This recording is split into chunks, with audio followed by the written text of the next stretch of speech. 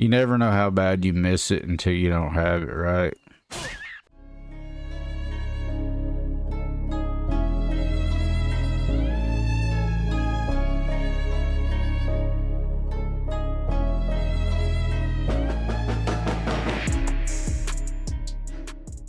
Alright guys, I wanted to talk about something that I've been meaning to talk about here for a while on this channel. If you're not aware, you may be aware if you've seen any of my previous videos that I'm a Linux user. I've been a Linux user for several years, ever since the late 90s. I'm a big supporter of open source software, been using it for a very, very long time. ChromieCraft runs on the AzerothCore, which is an open source core. Okay, what is open source? Alright, just simply, for those who are not aware of how open source software works, I will try to give you a brief description as best I can. Open source software typically refers to computer programs whose source code is made available to the public. This means that anyone can view, use, or modify and distribute the code.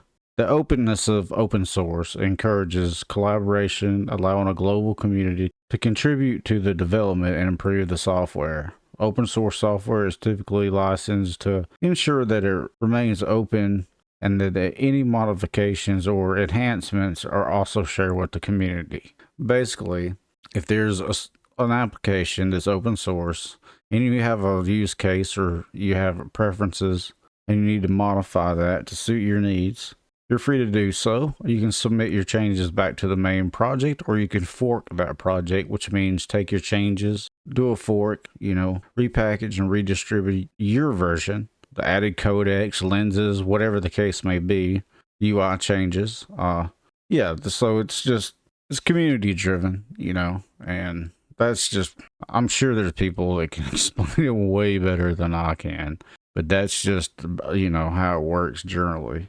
Alright, so with AzerothCore, it's said to be open sourced, and ChromieCraft is the test bed for this.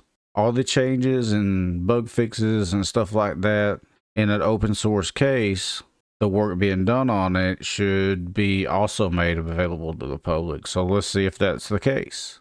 And can you contribute to the project? Alright, so on the main page, we just got your typical make an account, realm list, and blah, blah, blah. And some more AzerothCore framework. And in this tab, we have how can you contribute to ChromieCraft. There's several different ways, actually. I'm assuming if you're a programmer or anything like that, they would definitely be interested in hearing from you. Game master apps, non-technical roles, bug reporter, basically just playing the game and reporting bugs, advertiser, content creators, graphic designers, artwork, supporter, moderator, technical roles, bug triaging, game tester, database fixer, core developer, bug lifecycle, and where to find reports. There's lots of different ways to contribute to this project. That's all well and fine, but open source software makes it available to the public, right? Well, it is available to the public. There's a link somewhere. Yeah, it's under tools. Install a WoW server on your own computer. And it takes you to this page, and there's a link to the contribute page, and there's also a link to the AzerothCore page, and there we go. And it's got some Git repos and all this, that, and other Discord, how to, join the Discord. And so you can just go ahead and download it, and basically they're providing a really solid base with a more updated client, or I think they're running off 3.35 or something like that. Basically what they're doing is taking this and developing it and bug fixing it to give people a good solid base to where they can do their own private servers and add custom content, whatever you want to do. I think it's cool. I really do. So yeah, that's just a brief overview. And also I wanted to add, they have challenge modes. They have a hardcore challenge, an Iron Man challenge, and a bloodthirsty challenge. And it doesn't say what the rewards are, but it does tell you how to get involved in them. You go to this link right here and download. It's an add-on, and then MPQ patch, which I'm assuming is just the patch file to enable hardcore mode. Or you can get the all-in-one and just unzip it in your main directory and stuff. And that's what I've done. So we're going to launch it really quick and take a look at it. All right, so we've logged in. I do have couple names reserved. I haven't really played on this server. I've gotten a mage up to level 5, but what we're gonna do, make sure that add-on is enabled, the AIO, and that's the one add-on that you need for the hardcore mode. So we're gonna see how difficult it is to enable hardcore mode. So let's just create a character. I believe ChromieCraft is a PvE server, so we're just going to make a character really quick. I don't guess it matters. Oh yeah, it's Wrath of the Lich King, and it is running off 3.3.5a.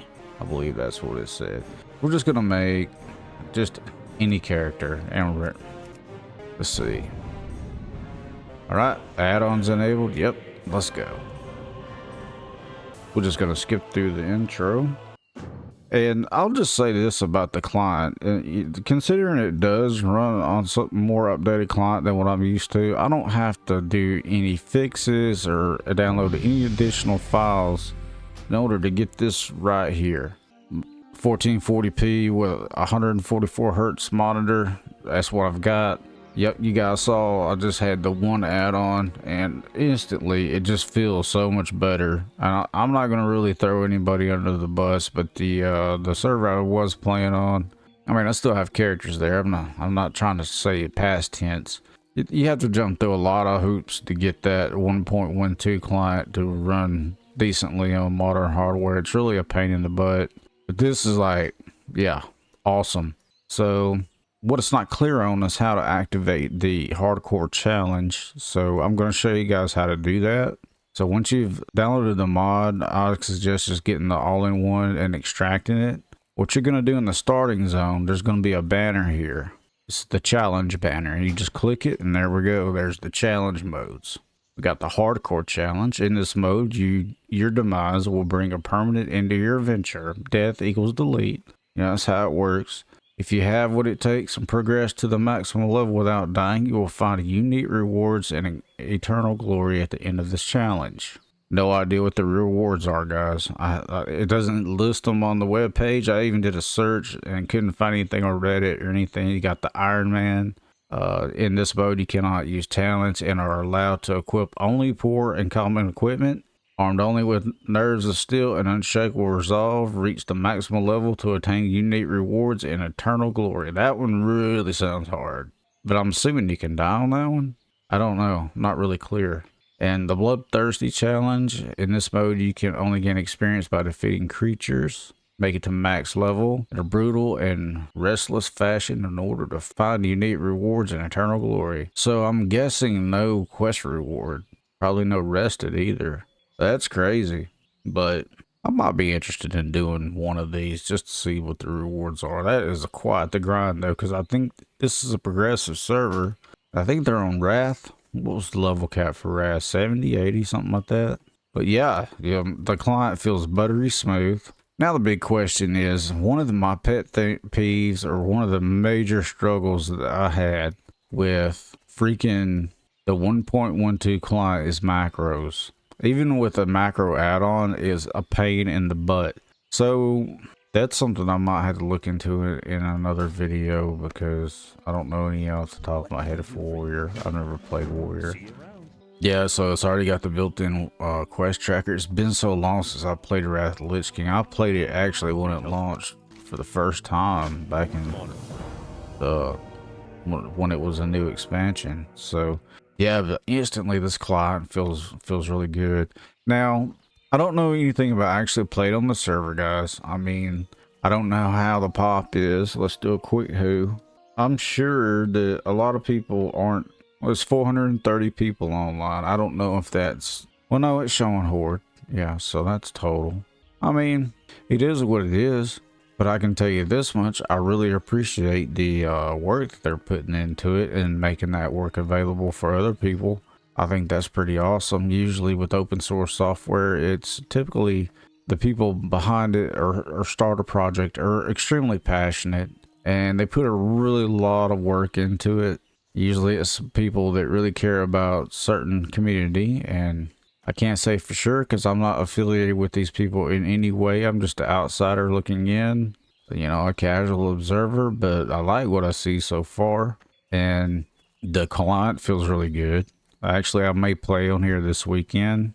I was going to give Anixia a try. It launches tomorrow, but I might actually, I was wanting to do, oh man, not having to hold shift to auto loot is freaking, you never know how bad you miss it until you don't have it, right? But yeah, that's just a brief overview of ChromieCraft. If anyone really has any interest in this, I may do the hardcore challenge on Fishing Bear and give it a shot. I may actually level a character up at least to level 10 to see if there's any jank in the lower levels, but Jesus runs so good right out of the box. But anyway, guys, that was my first look at ChromieCraft, the open source World of Warcraft server core. And I hope somebody found this somewhat helpful. But yeah, this is probably where I'm going to try to experiment and play around a little bit more and try to get a feel for the community.